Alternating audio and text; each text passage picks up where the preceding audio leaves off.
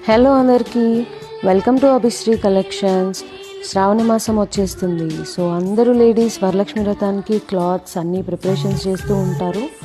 But different ప్యాటర్న్స్లో stitchings and reasonable ప్రైజెస్లో కావాలంటే మాత్రం డెఫినెట్గా మా పేజ్ని విజిట్ చేయండి, కాంటాక్ట్ అవ్వండి.